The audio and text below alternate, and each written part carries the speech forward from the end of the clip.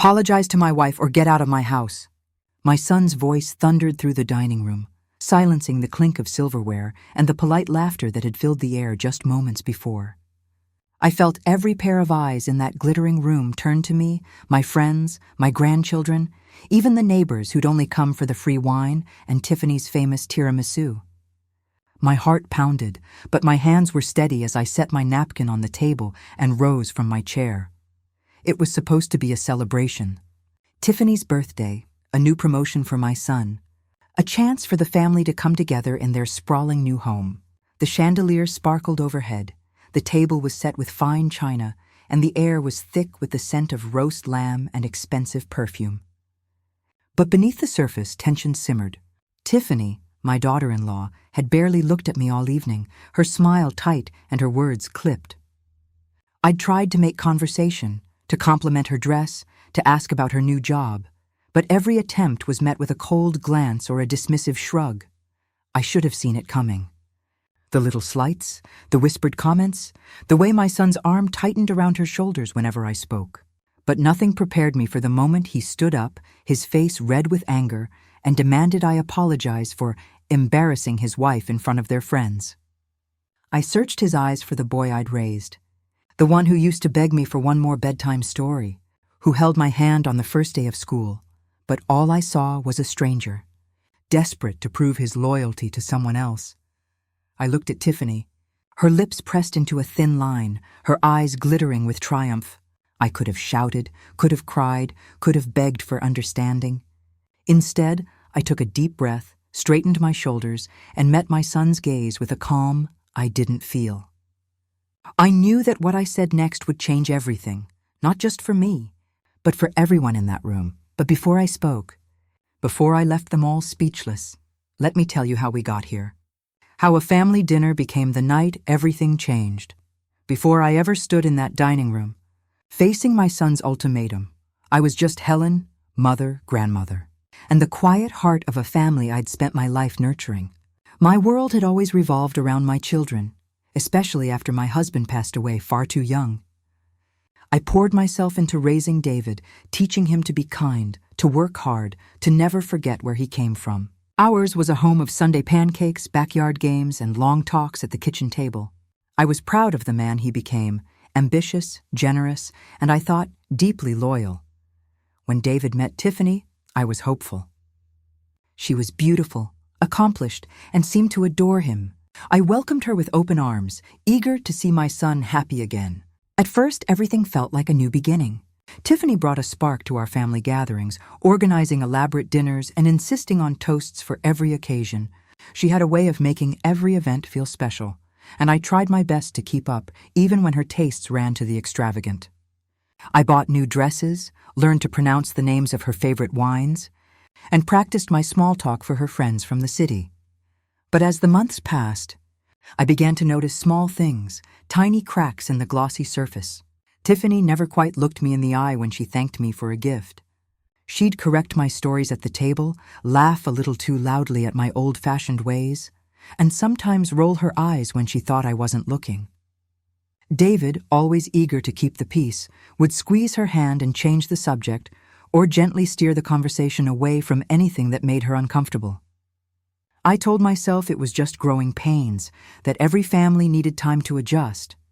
Still, I couldn't shake the feeling that I was slowly being pushed to the edges of my own family. Invitations to dinner became less frequent, and when I did visit, I often found myself alone in the kitchen, cleaning up while Tiffany entertained in the living room. David seemed distracted, always checking his phone or stepping outside to take a call. When I asked if everything was all right, he'd smile and say he was just busy, that Tiffany was under a lot of pressure at work, that I shouldn't worry so much. If only I'd seen the signs sooner. The way Tiffany's compliments always had a sharp edge, the way David's laughter grew more strained, the way I started to feel like a guest in the house I'd once called home. I tried to brush it off, to remind myself that families change, that love means making room for new people and new traditions. But deep down, I missed the easy warmth we'd once shared, the impromptu barbecues, the board games that lasted late into the night, the feeling that I belonged. I clung to the hope that things would get better. that Tiffany would soften, that David would remember the bond we'd always had. I baked her favorite desserts, offered to babysit when they needed a night out, and sent cards for every little milestone. I wanted so badly to be included, to be needed, to be loved. But the distance only grew, and with it, a quiet ache I carried everywhere. Then, on a seemingly ordinary afternoon, I stopped by to drop off a casserole. Tiffany answered the door, her smile tight, her eyes cool. "Oh, Helen, you didn't have to do that," she said, taking the dish but not inviting me in. I stood on the porch, casserole in hand, and realized for the first time that I was no longer welcome. That was the moment I knew something had shifted, that the family I'd built was slipping away from me, one polite rejection at a time, and yet I still hoped. I still believed that love and patience would win out. I had no idea that the next family gathering would bring everything to a head, or that a single dinner party would change the course of my life forever. It started with the little things, the kind you almost convince yourself are nothing. Tiffany would sigh when I asked about her day, or correct me in front of her friends when I mispronounced the name of a restaurant. David, who once called me every Sunday just to chat, now let my calls go to voicemail. When I did see them, he seemed distracted, always glancing at Tiffany for approval before answering even the simplest question. I told myself it was just the stress of their new life together, that I was imagining the distance, but the ache in my chest grew heavier with each visit.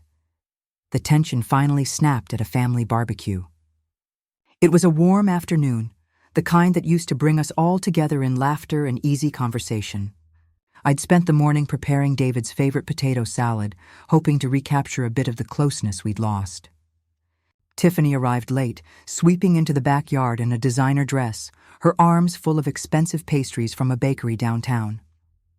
She barely acknowledged me, setting her treats on the table with a flourish and immediately launching into a story about her latest work triumph. I tried to join in, offering a gentle joke about my own days in the office, but Tiffany's smile was brittle. "That's not really how things work anymore, Helen," she said, her voice just loud enough for everyone to hear. "It's a different world now." A few of her friends laughed, and I felt my cheeks burn. David glanced at me, then quickly looked away. Later, as we sat down to eat, Tiffany made a show of rearranging the table settings I'd carefully prepared. "I just want everything to look perfect," she said, her tone sweet, but her eyes cold. When I tried to help, she brushed my hand aside. "It's fine, Helen. Why don't you just relax?" I forced a smile, swallowing the hurt, but the humiliation lingered. The final blow came when Tiffany accused me of disrespecting her in front of the guests. "You always have to have the last word, don't you?" She snapped, her voice sharp. "It's exhausting." The table fell silent. I looked to David, hoping for a word of support, but he only sighed and shook his head. "Mom, can you please just apologize? Tiffany's right. You're making things uncomfortable."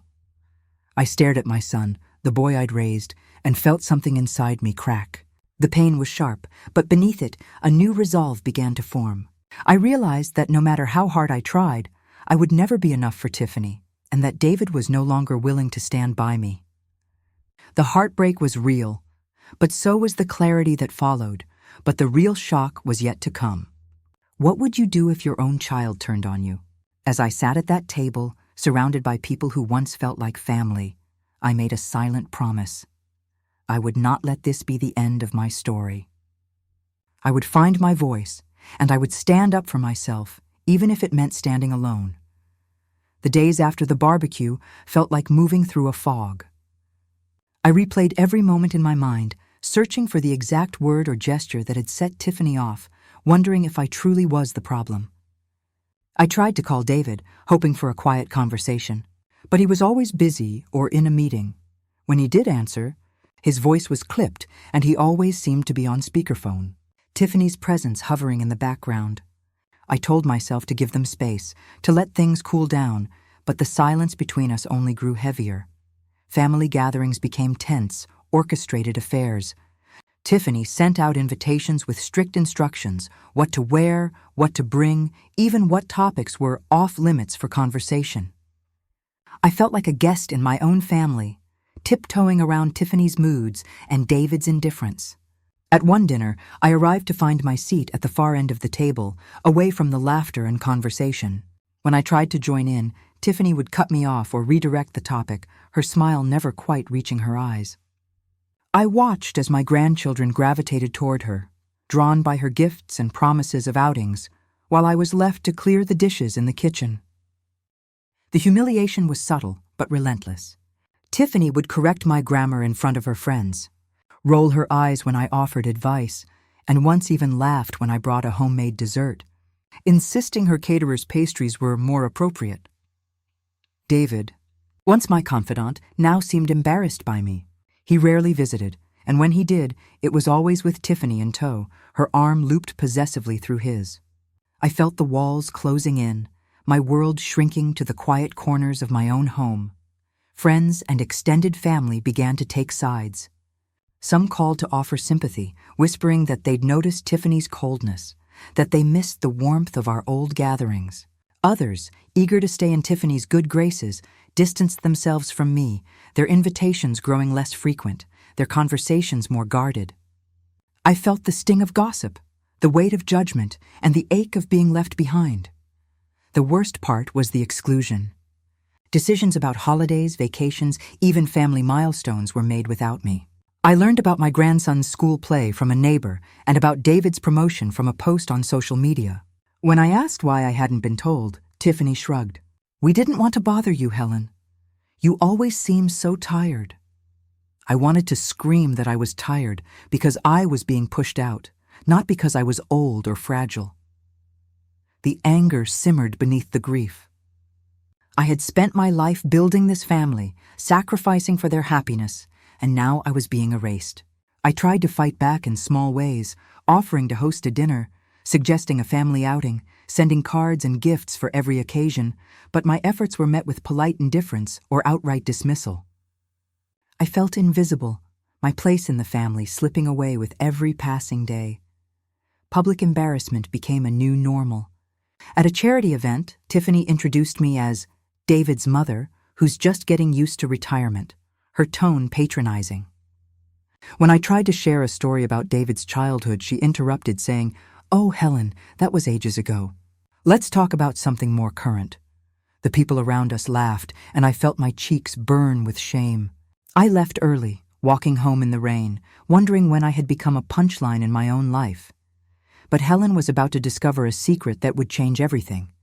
One afternoon, while helping my granddaughter with her homework, I overheard Tiffany on the phone in the next room. Her voice was low, urgent. "She'll never see it coming. David trusts me completely. Once the paperwork is signed, it's done." My heart pounded as I realized they were talking about the house, my house, the one I'd lived in for 30 years, the one David had grown up in. I listened, barely breathing, as Tiffany outlined her plan to transfer the deed into their names, cutting me out entirely. A cold wave of fury washed over me. I realized that my exclusion wasn't just emotional. It was about control, about erasing me from the family in every way that mattered. I knew then that I couldn't stay silent any longer. I would not let them take everything I'd built, everything I'd loved. I would find out exactly what they were planning. And I would fight back. A chance discovery, an overheard conversation, gave me the leverage I needed. The shock of what I'd overheard left me trembling. But it also lit a fire inside me that I hadn't felt in years. For so long, I'd let myself believe I was powerless, that my place in the family depended on staying quiet and agreeable. But as I sat at my kitchen table that night, replaying Tiffany's words in my mind, I realized I still had a voice, and I was done letting anyone silence it. I started by searching through my files, determined to find anything that could prove the house was still legally mine. In a battered metal box at the back of my closet, I found the original deed, signed by both David and me after my husband passed. My name was listed as the sole owner. I also found a copy of my will, which clearly stated that the house would only pass to David after my death, not before, and certainly not to Tiffany. My hands shook as I read the documents, relief and anger warring inside me. They couldn't take my home without my consent. All their secret plans, all their whispered conversations meant nothing if I stood my ground, but I didn't stop there. I began to pay closer attention to Tiffany's behavior, watching for patterns and inconsistencies. I noticed how she always insisted on handling the mail, how she'd started asking me to sign routine papers without explaining what they were.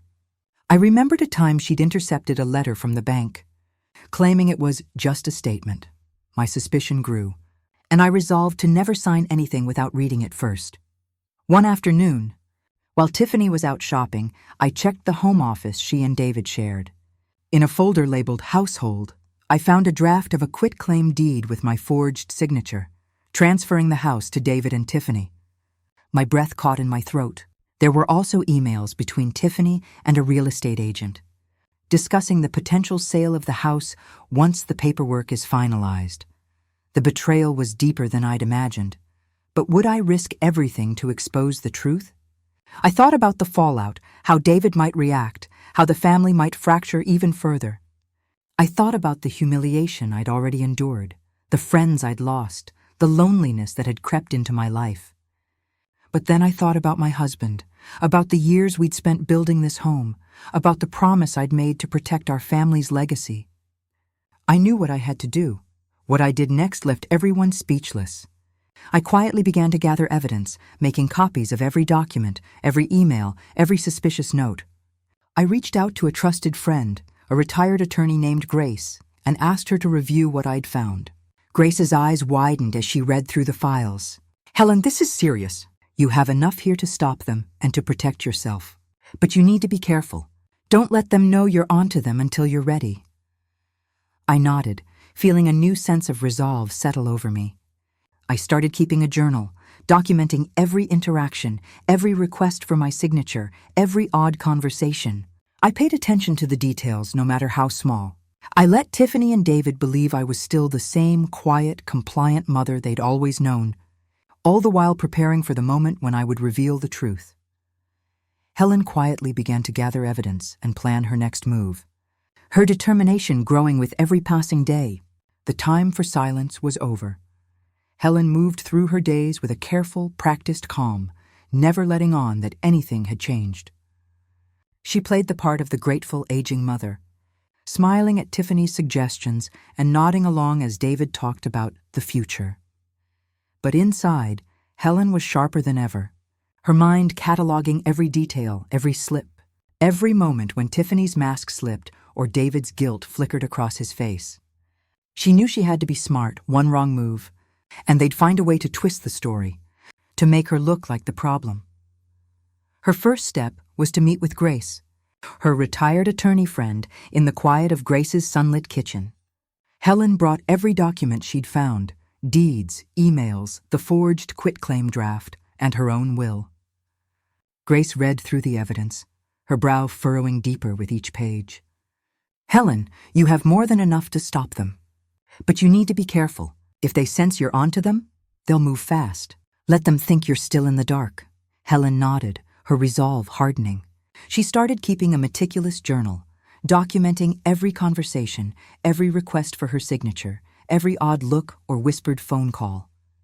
She made copies of all the paperwork and stored them in a safe deposit box at the bank, just in case. She even called the bank manager, an old friend from her church, and asked to be notified if anyone tried to access her accounts or make changes to her mortgage. Socially, the tension was palpable. Helen heard the whispers at church, saw the pitying glances at the grocery store, and felt the weight of judgment from neighbors who thought she was being stubborn or ungrateful.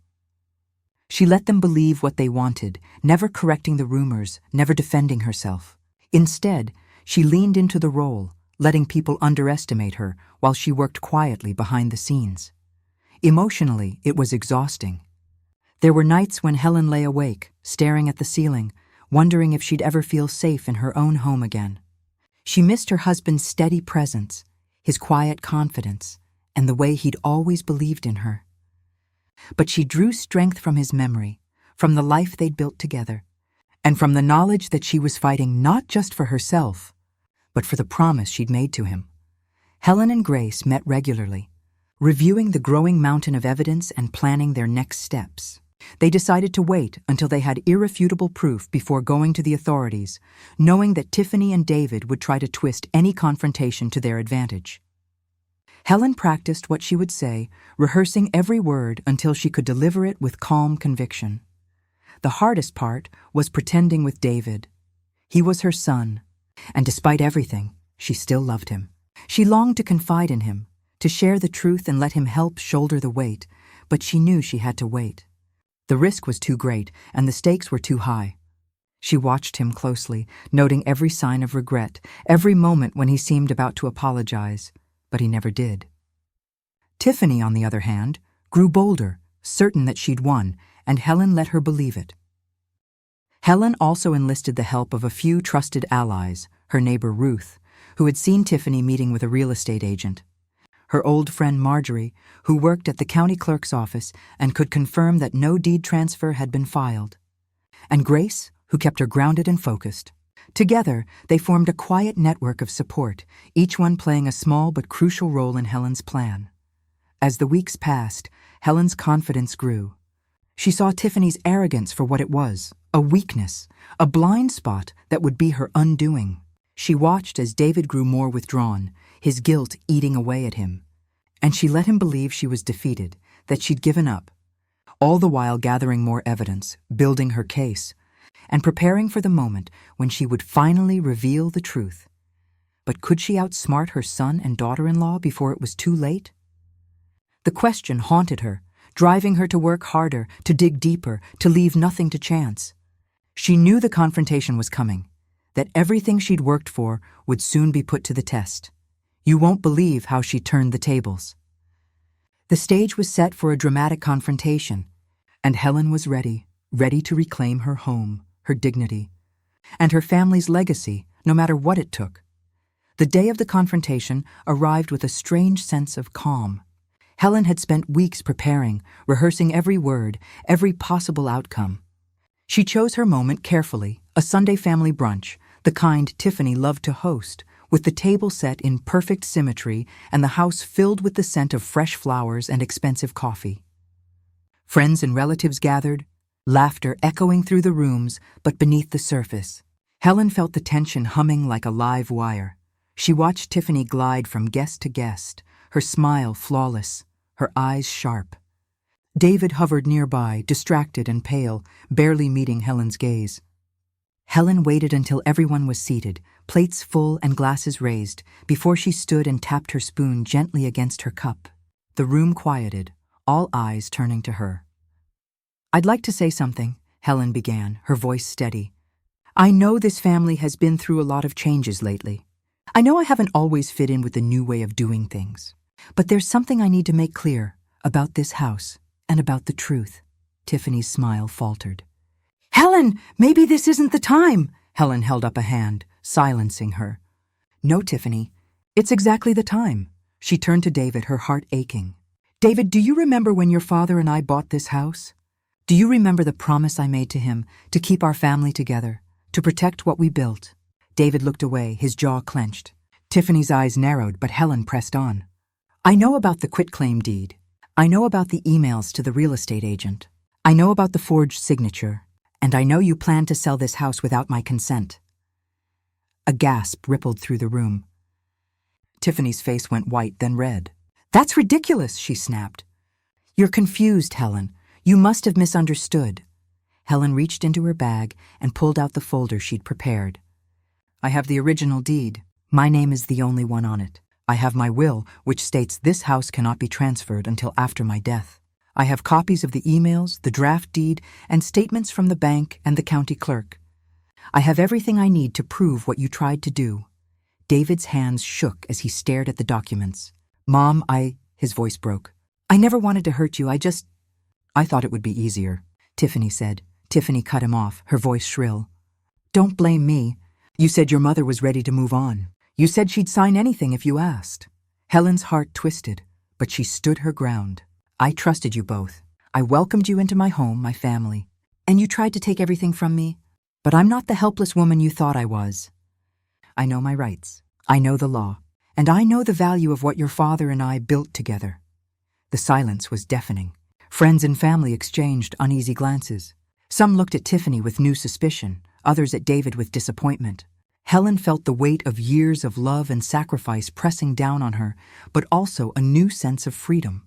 She had spoken her truth, and nothing could take that away. But the final twist was still to come. Helen's voice softened as she looked at her son. "David, I forgive you. Not because what you did was right, but because I refused to let anger define the rest of my life. I hope you find your way back to the man your father and I raised you to be." Tiffany stood abruptly, her chair scraping against the floor. "This is absurd. I won't sit here and be accused," she stormed out, slamming the door behind her. David sat in stunned silence, tears streaming down his face. Helen sat back down, her hands trembling but her heart steady. She had reclaimed her power, her dignity, and her place in the family. The room slowly filled with conversation again, but the dynamic had shifted. People approached Helen quietly, offering support, apologies, and even admiration. Would justice finally be served? As the dust settled, Helen knew the consequences of her actions would ripple through the family for years to come. But for the first time in a long time, she felt truly seen and truly free. The days after the confrontation felt like stepping into a new world. The house, once filled with tension and whispered conversations, was suddenly quiet.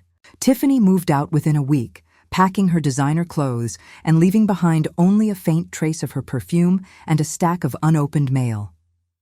David stayed, but he was a shadow of the confident man he'd once been. He apologized again and again, sometimes in words, more often in small, uncertain gestures, a cup of tea left on the kitchen table, a note tucked into Helen's knitting basket, a silent offer to help with the garden. Helen accepted his apologies, but she knew that forgiveness would be a journey, not a single act. Word of what happened at the brunch spread quickly through the family and the community. Some people called to offer support, others to gossip, but most simply wanted to know how Helen had found the courage to stand up for herself. At church, women who had once kept their distance now sought her out, sharing their own stories of being pushed aside or made to feel invisible. Helen listened, offered comfort, and realized that her struggle was not hers alone. She had become, almost without meaning to, a quiet example of resilience and self-respect. The legal consequences for Tiffany were swift. The forged documents and attempted fraud could not be ignored. She faced public embarrassment, lost her job at the real estate firm, and found herself unwelcome at the social events she once ruled. David, too, faced the consequences of his choices. Friends who had admired his ambition now questioned his judgment. He was forced to reckon with the pain he'd caused, not just to his mother, but to himself. For a while, he withdrew from everyone, spending long hours walking the neighborhood or sitting in the garage, staring at the old family photos Helen had refused to take down. Helen's journey from heartbreak to empowerment was not without scars. There were nights when she lay awake, replaying every word, every look, every moment she'd doubted her own worth. She grieved for the family she'd lost, for the easy laughter and warmth that had once filled her home. But she also found new strength in the quiet routines of her days. She joined a book club, started volunteering at the local library, and took up painting again. She found joy in small things: a blooming rose bush, a letter from an old friend, the laughter of her grandchildren on the phone. The community's respect was a balm, but it was the quiet moments that meant the most. Helen learned to trust herself again, to listen to her instincts, to believe that she was worthy of love and respect. She forgave David not because he deserved it, but because she refused to let anger define her future. She even found a measure of compassion for Tiffany, understanding that insecurity and fear often hide behind arrogance and cruelty. But could Helen ever truly forgive? Some days she thought she could. Other days, the pain was too fresh, and she allowed herself to simply feel it, knowing that healing was a process, not a destination. She hoped that whatever others faced, they would find the courage to stand up for themselves and for those they loved. What would you have done in her place? Would you have fought as she did, or would you have walked away? There is no right answer, only the path that feels true to your own heart. Helen hoped that her story would inspire others to reclaim their dignity, to speak their truth, and to believe in the possibility of new beginnings. As the seasons changed, and the garden bloomed again. Helen found herself looking forward for the first time in years. There were scars, yes, but there was also hope. She began to dream again, to imagine new possibilities for her life. She planned a trip to the coast, started writing her memoirs, and opened her home to friends old and new. The future was uncertain, but it was hers to shape.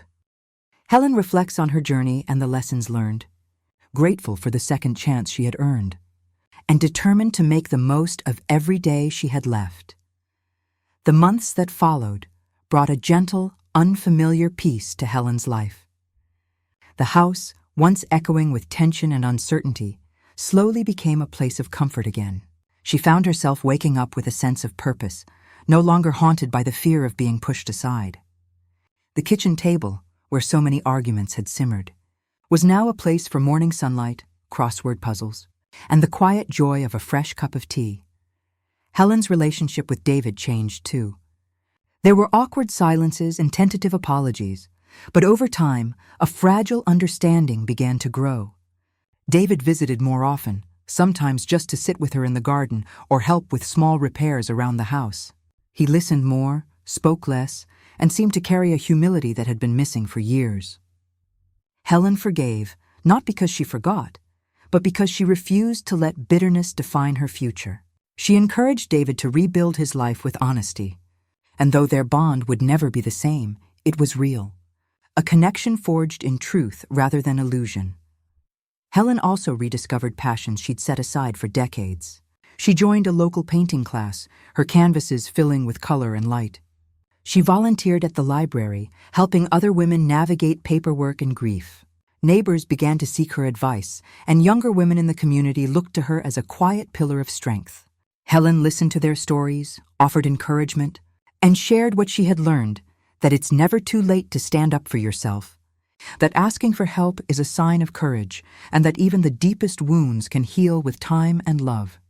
Yet, even as life settled into a hopeful new rhythm, Helen sometimes wondered if it was ever truly possible to trust again.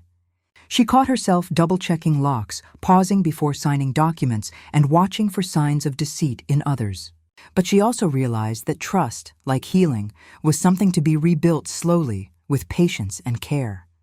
She learned to trust herself first, her instincts, her judgment, her worth. From there, she found it easier to open her heart to others, to believe in the goodness that still existed in the world. The contrast between her old life and her new beginning was stark. Where once she had been content to fade into the background, now she stood tall, unafraid to speak her mind or claim her place. Where once she had doubted her own strength, now she knew she could weather any storm. The scars remained, but they were a testament to her survival, not a mark of defeat. Helen's home became a gathering place again, not just for family, but for friends and neighbors who needed a listening ear or a word of encouragement. She hosted book clubs, support group meetings, and quiet afternoons of tea and conversation. The house was filled with life, with hope, and with the quiet confidence of a woman who had reclaimed her story. But is it ever possible to trust again?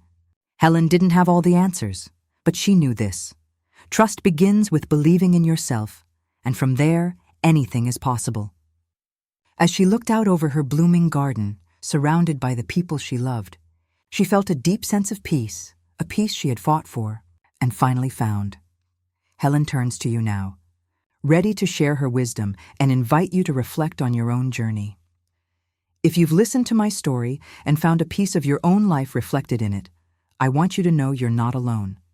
Betrayal can come from the people we trust most, and sometimes it arrives when we least expect it. I never imagined I'd be standing up to my own son and daughter-in-law, or that I'd have to fight for my place in the family I built with so much love. But life has a way of testing us, and sometimes the only way forward is to find a strength you never knew you had. Have you ever faced betrayal from someone you loved? Did you see the signs, or did they catch you by surprise as they did me? What would you have done in my place? Would you have fought back, or would you have walked away? I'd love to hear your story. Please share your experiences in the comments below. Your words might be the encouragement someone else needs to find their own courage. If this story touched you, please subscribe for more true stories of resilience, justice, and hope. Your support helps others find these stories when they need them most. And if you know someone who's struggling, share this video with them. Sometimes a single story can make all the difference. Don't miss what happened next. In my next story, I'll tell you how I helped another woman reclaim her dignity and how together we discovered that even in the darkest moments, there's always a way forward. Thank you for being here, for listening, and for believing that new beginnings are possible at any age.